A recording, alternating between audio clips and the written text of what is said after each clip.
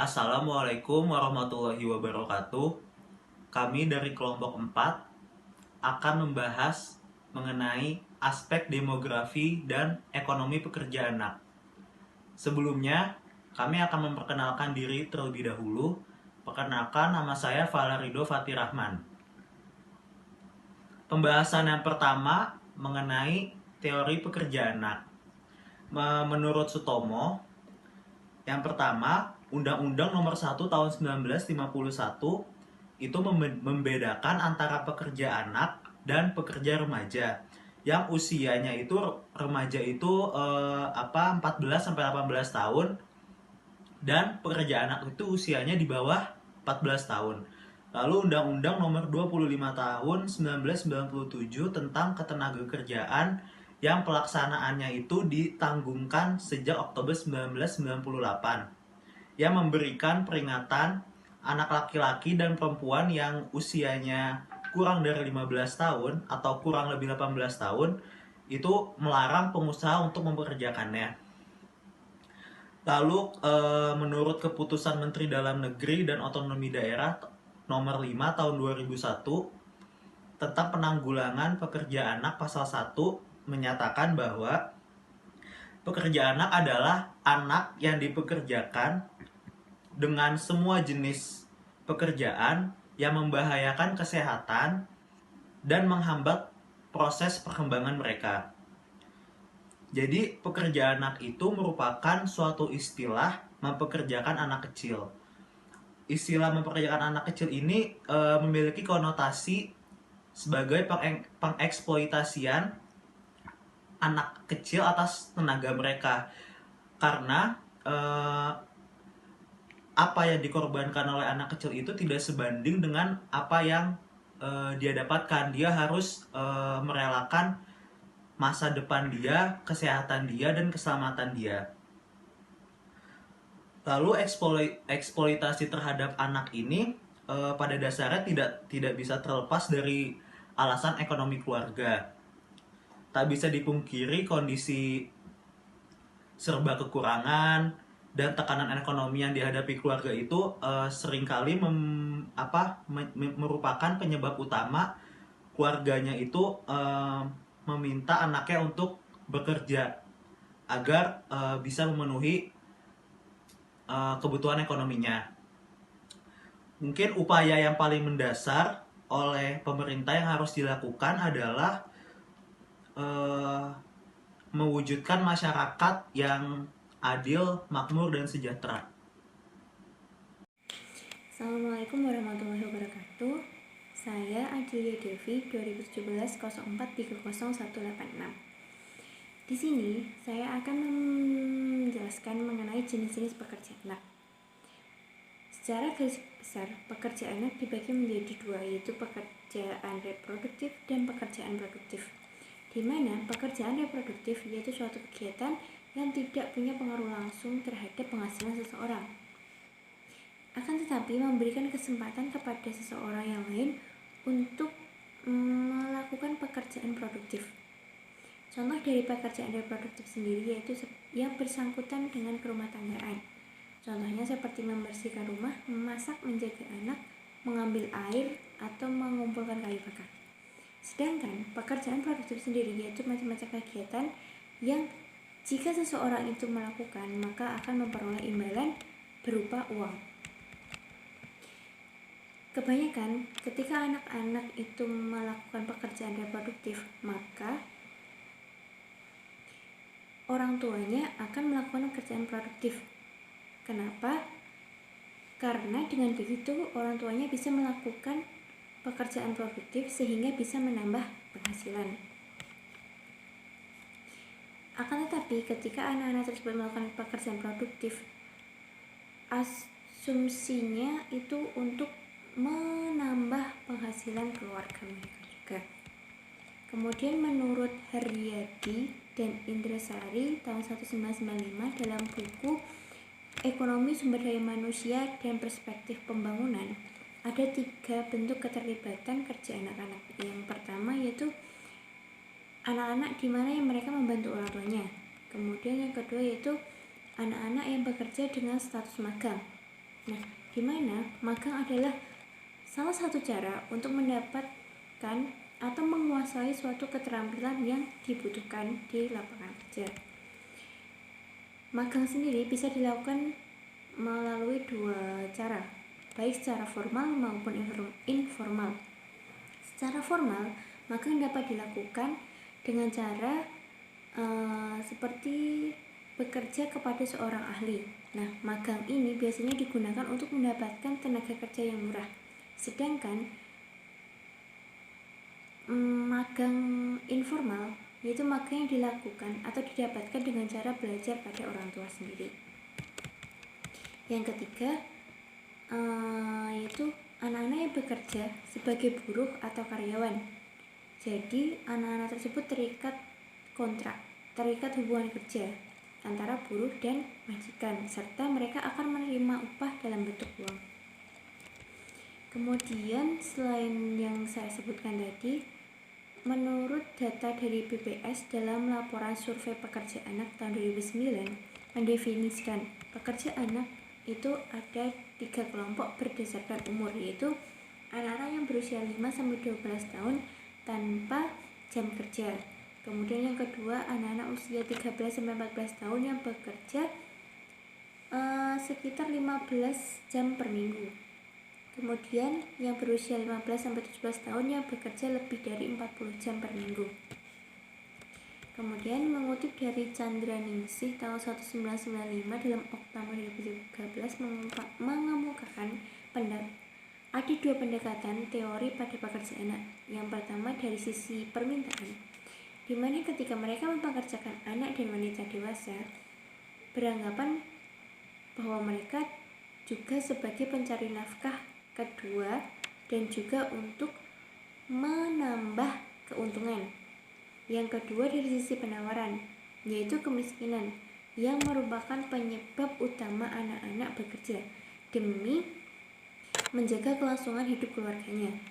Kemudian juga terpengaruh oleh pendidikan orang tua yang rendah, kemudian keterbatasan ekonomi, dan juga tradisi yang menyebabkan banyak orang memilih memberhentikan anaknya dari sekolah dan diminta bekerja dengan alasan wanita tidak perlu sekolah tinggi-tinggi.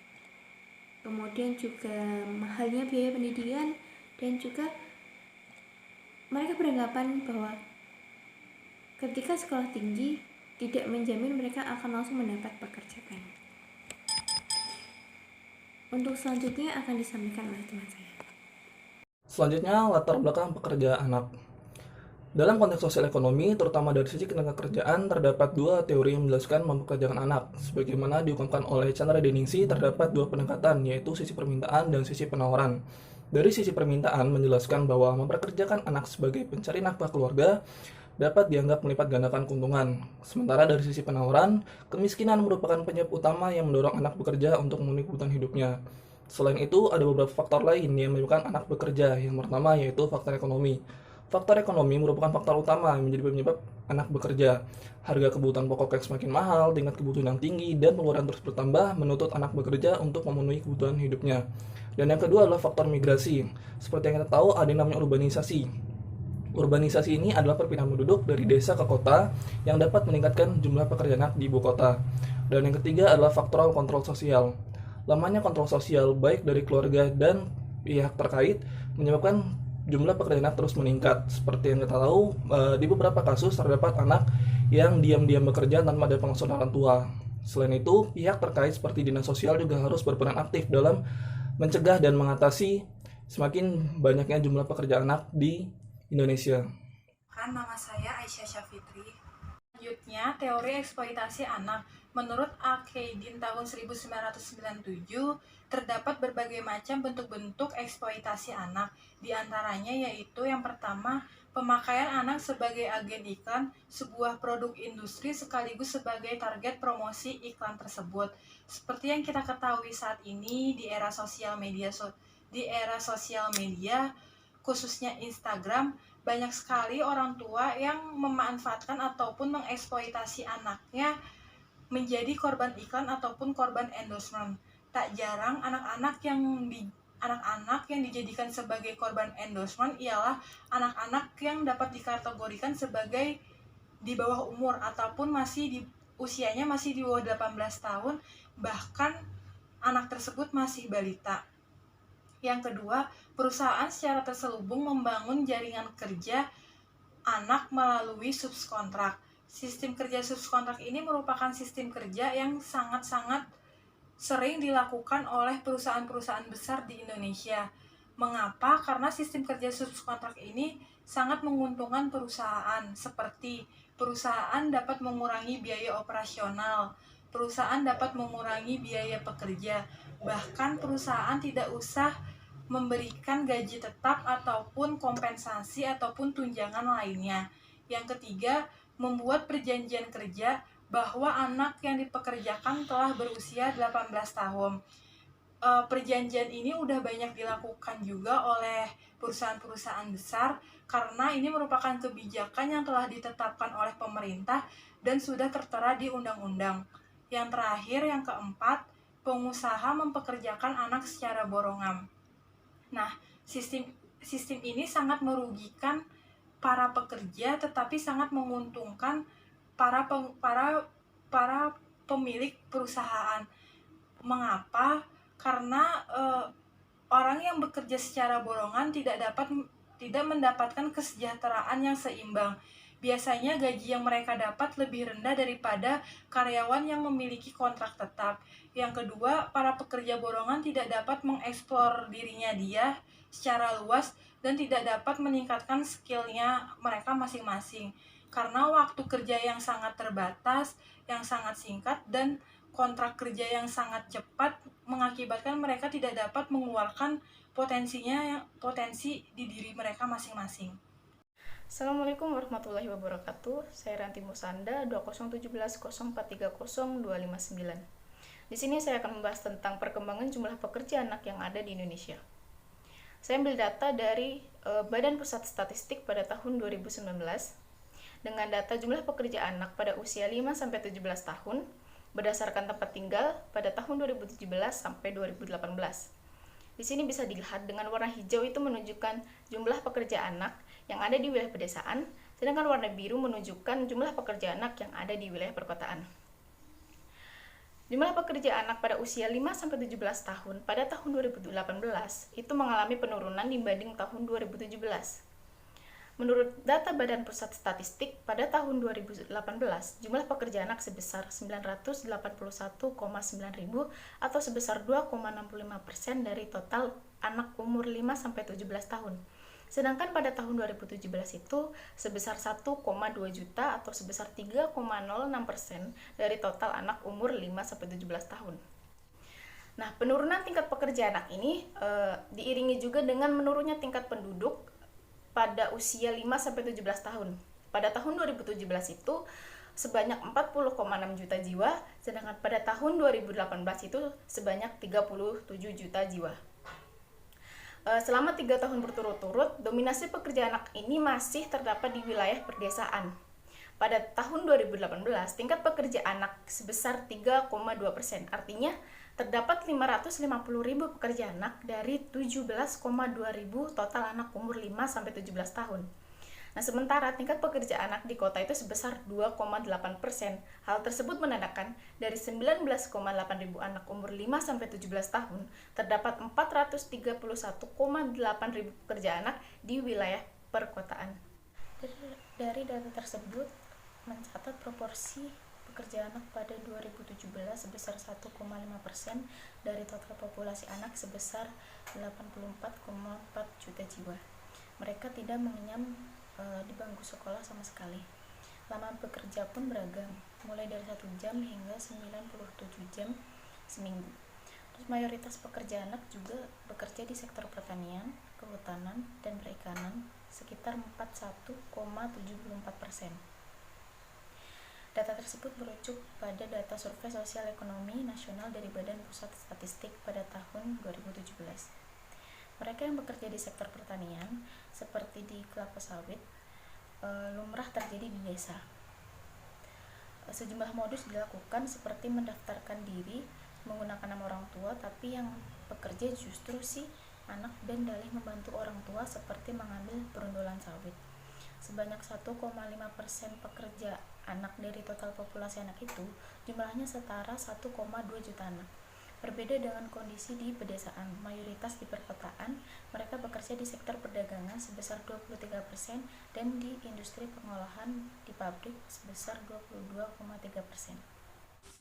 Nama saya Muhammad Ilham Rahmatullah, NIM 2017-0430-114. Di sini, saya akan membawakan studi kasus yang pertama, kejahatan mempekerjakan anak di bawah umur meningkat. Berbagai macam jenis tindak kejahatan seperti pencurian, narkotika, dan begal kendaraan bermotor selalu menduduki berita trending kejahatan teratas di Indonesia pada tahun 2015 hingga 2017.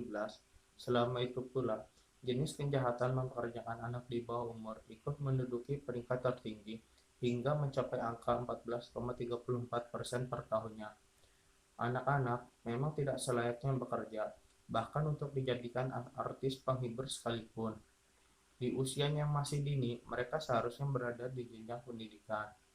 Menurut Komisi Perlindungan Anak Indonesia atau KPAI, pada tahun 2018 lalu yang sempat viral di media sosial, pihaknya tersebut pernah menyoroti kemunculan artis cilik di televisi yang syutingnya memakan waktu lebih dari 3 jam.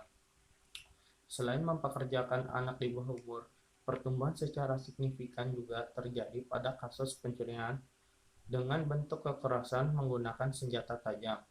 Masalah ini mencapai angka 14,10% per tahunnya. Itulah data menurut kepolisian daerah di seluruh Indonesia yang dicatat oleh BPS ke dalam statistik kriminal pada tahun 2018 lalu.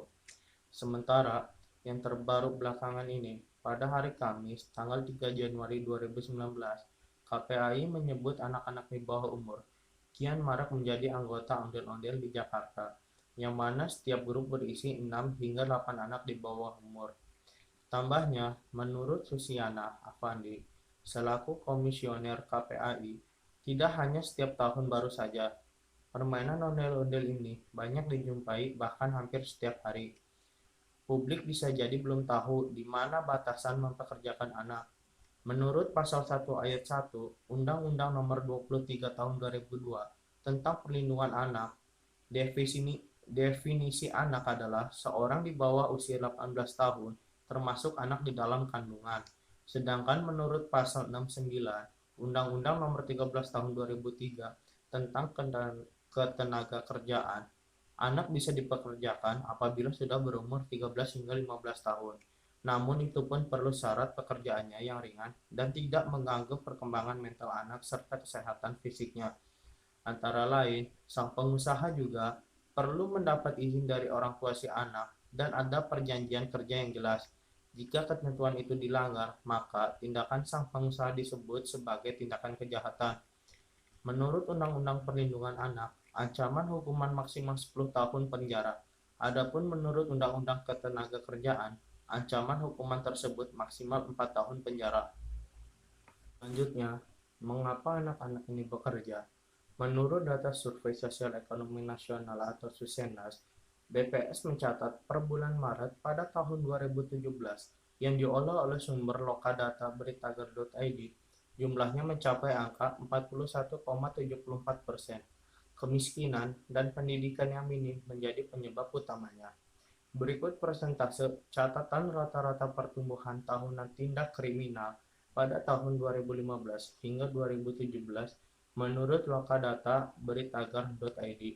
Seperti yang bisa dilihat bahwasanya mempekerjakan anak di bawah umur mencapai angka 14,34%, disusul dengan pencurian dengan kekerasan menggunakan senjata tajam 14,10%. Kasus lain ada penggelapan mencapai angka 12,55%, pencabulan 11,52%, penadahan 6,93%, dan yang terakhir ada pencurian 3,76%. Di sisi lain, persentase penyelesaian kasus kejahatan secara nasional sejak tahun 2015 hingga 2017 meningkat secara konsisten. masing-masing 58,13% pada tahun 2015, 58,74% pada tahun 2016, dan 63% pada tahun 2017. Artinya apa? Jika kita hitung satu kasus saja, yaitu kejahatan mempekerjakan anak di bawah umur, dari sekitar 250 juta penduduk di Indonesia, dibagi dengan persentase sebesar 14,34%, maka masalah ini berada di angka 1.743.300 sekian kasus. Belum lagi ditambah kasus pencurian dengan senjata tajam. Persentase yang telah disebutkan berada di angka 14,10%. Jika kita hitung 250 juta penduduk dibagi 14,10%, maka masalah ini berada di angka 1.773,49 kasus. Jadi, selama kurun waktu pada tahun 2015 hingga tahun 2017, jika dikalkulasikan dua jenis kejahatan saja, total sudah mencapai angka 3.516.400 sekian kasus kejahatan yang telah terjadi di Indonesia. Sebagai catatan, data kejahatan ini hanya mencakup peristiwa yang terjadi dan sudah dilaporkan oleh masyarakat atau polisi yang berhasil menangkap pelakunya. Lantaran tingkat keengganan masyarakat yang melapor masih tinggi, data yang ada diduga cenderung di bawah perkiraan. Angka peristiwa kejahatan yang sesungguhnya terjadi kemungkinan lebih besar dari apa yang dilaporkan, sehingga angka gelap relatif lebih besar. Cukup sekian. Terakhir, sebagai penutup, saya akan menyimpulkan apa yang sudah dijelaskan oleh teman-teman saya sebelumnya. Di sini saya akan menyimpulkannya menjadi 3 poin. Yang pertama, pekerja anak adalah mereka yang berumur kurang dari 18 tahun. Yang sudah ikut dalam sektor kerja, mempekerjakan anak di bawah umur sama dengan mengeksploitasi mereka. Yang kedua, jenis pekerjaan yang mereka lakukan dapat dikatakan produktif apabila menghasilkan sebuah imbalan, dan sebaliknya dapat dikatakan non-produktif apabila tidak menghasilkan imbalan sama sekali.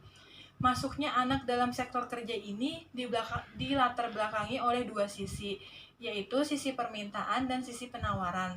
Yang terakhir, yang ketiga, perusahaan atau orang yang mempekerjakan juga dapat dipidana karena mereka mempekerjakan anak di bawah umur. Sekian presentasi dari kelompok kami. Wassalamualaikum warahmatullahi wabarakatuh.